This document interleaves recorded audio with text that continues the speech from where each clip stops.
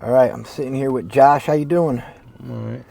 Just want to give me a little history about yourself, where you're from, stuff like that. I'm originally from Delaware. Okay. I grew up most of my early years in Delaware. I lived in Florida for a little while.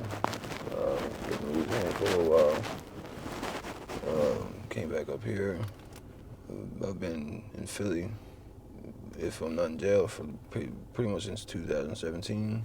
2017. Okay. What's your drug of choice? Uh, Heroin with fentanyl now. Okay. So you were doing it when it was the original I brown. was. Were you active using when the switchover was happening to No. fentanyl? I was in Florida when that happened. So like I came home from Florida, and it was all fentanyl. Okay. So, but it was still just regular dope when you were in Florida. Right. Okay. And so when you came back, it was completely back into fentanyl then? Yeah. Did you overdose or anything like that when you first started Right doing away. it? Right away? Yeah. Wow. Well, like one of the first times you did it? Yeah, I'd also been clean for 2 years at the time, so I hadn't done dope for 2 years. And then I came back up here, and after 3 weeks of being back up here, I got high again. Oh, wow. So your whole system was completely cleared out. Wow. Yeah. Okay. Yeah, that's when this fentanyl stuff gets real dangerous. Right. Like people ask me if I'm worried about relapse, and I haven't touched an opiate in 7 years. Like if I touch Kensington fentanyl, I'm dead. Bad news. Yeah, right? And it just doesn't make any sense to me. Do you like the fentanyl high as opposed to the dope? Like what's your thoughts on it? Not really. I mean, if it's most of it, once you get like a habit like I have, like if you if it's not, it's either you don't get high or you get high and fall asleep. You know what I mean? Like Is that you never get out. because of the trank, or is that just because of how strong the fentanyl is? Is it like a mixture of both? Yeah, I think it's like a mixture of both, because it was kind of happening before the trank kind of came in, but now that there's so much tranking and stuff, like there's sometimes I do shots and I don't even move where I'm sitting. Like I wake up a couple hours later, right where I was sitting when I got hit. Yeah, I came when I was supposed to come back and meet you that one day. I couldn't find you. I came back the next morning. I seen you were sleep right where I saw you. You were still sleeping still. But it's just funny how like it's stuff people do it and you just get knocked into the dirt. Yeah. And when you wake up, are you normally back in withdrawal then? As soon as Sometimes. Yeah. Sometimes. Do you enjoy the trank high? Not really. I mean, most of the time I wake up like I don't even know what day it is anymore. Like I wake up and I don't remember getting hit, and I don't know if it's early morning or if it's late afternoon. Or I don't know how much time's going by. You know? Yeah, that's when it gets scary, man. And you guys are always worrying about getting your shit stolen. That happens all the time. Yeah, that's like a daily occurrence here, almost when you fall asleep, It really right? is, every day.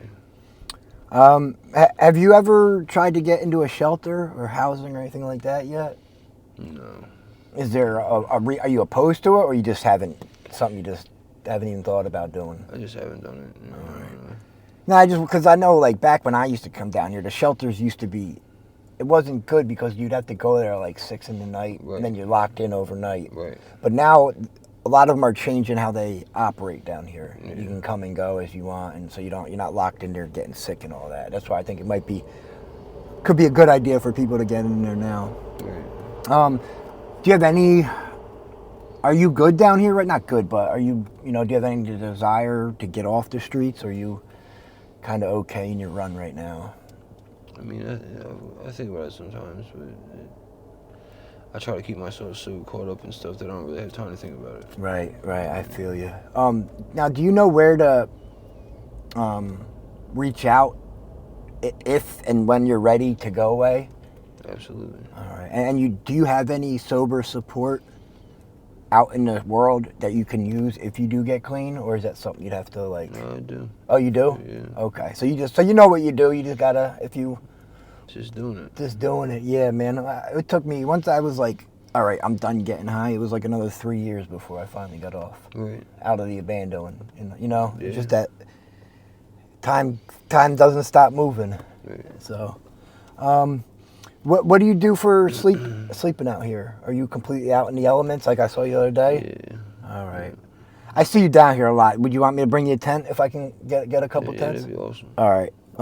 I do. A lot of people donate tents. I like to hand them out and stuff like that. Okay.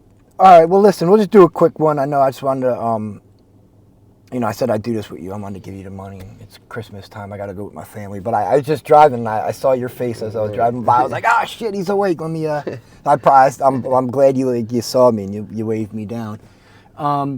In the future, if I see you again, can we do a follow-up longer interview? Just sit down and talk. Like I said, I want you to go do your thing. I want to go eat, Christmas lunch. I just wanted to get you your interview done and all that, so we can do it. Yeah. I had some stuff in the back. If you need anything, we'll go through that and all that, and then I'll try and bring you the tent this week.